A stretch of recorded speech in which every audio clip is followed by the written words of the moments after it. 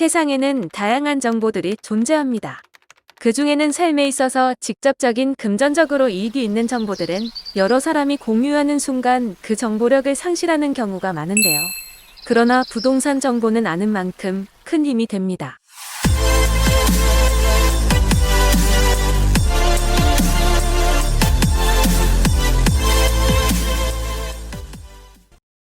전국으로 집값 상승이 확산되면서 각 지방에도 10억 원을 넘는 아파트가 나타나고 있습니다. 일부 지방에서는 동일 면적의 아파트가 서울 집값을 넘어서는 사례가 나타나면서 서울로 매수 수요가 회귀하는 이른바 역풍선 효과가 나타날 수 있다는 지적이 나옵니다. 국토교통부 실거래가 공개 시스템에 따르면 지난 9일 대구를 비롯하여 경남 창원과 전북 전주, 충남 천안 등 각 지방에서 중소형은 물론 일부 중대형 아파트 가격이 10억 원을 넘는 가격으로 거래가 되는 사례가 나타나고 있는데요. 전북 전주시 덕진구 에코시티 더샵 2차 전용 면적 117제곱미터는 지난 11월에 11억 원에 거래됐습니다. 직전 최고가 거래는 8억 7천만 원이었는데 불과 며칠 만에 2억 원이 넘게 가격이 치솟았습니다.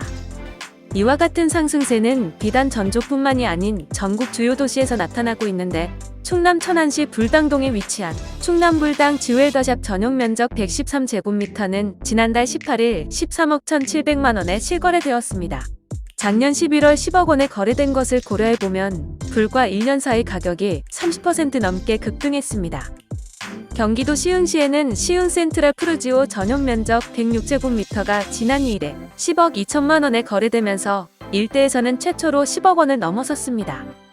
서울 이외 지역 집값이 빠르게 상승세를 타면서 서울 집값을 따라잡는 지금의 현상은 중대형 아파트뿐만 아니라 중소형 아파트에서도 나타나고 있는데 경남 창원시 용호동 용지더샵 레이크파크 전용 면적 84제곱미터는 지난달 26일 10억 8천만 원에 거래됐습니다.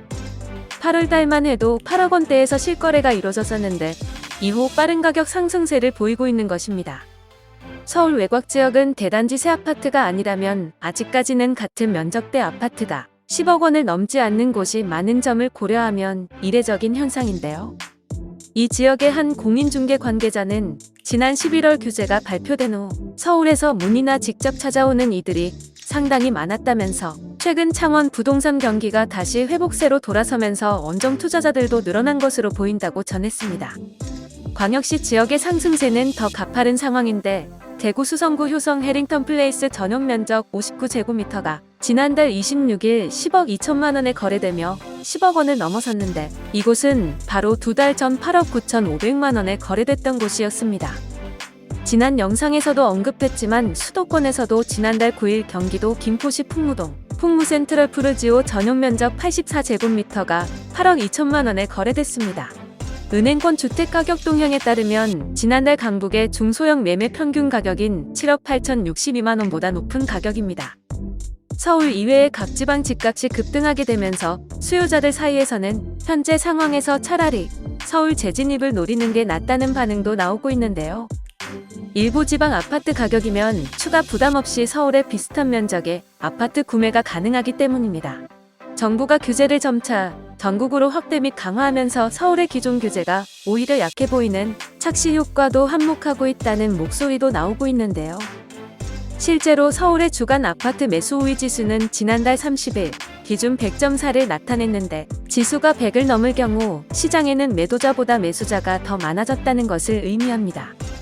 지수가 100을 넘은 것은 지난 8월 이후 3달 만인데 부동산 전문가들은 최근 수도권 이외 지역까지 규제가 확대되는 등 전국적으로 집값 상승이 이어지면서 오히려 서울의 상승세가 주춤하는 모습에 서울이 매력적인 투자처로 받아들여질 수 있다고 진단하고 있습니다. 한 관계자는 부동산은 심리적인 면이 크다며 지방 재력가들 입장에서는 지방의 집값과 서울의 집값이 비슷하다면 투자 목적 혹은 상경한 자녀들의 거주 목적으로서 서울 부동산 매입에 대한 욕구가 생기게 될 가능성이 높다고 진단했습니다.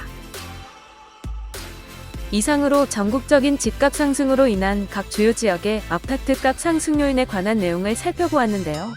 이러한 현상들이 앞으로 서울 아파트값에 어떻게 작용될지 좀 더 살펴봐야 하겠습니다.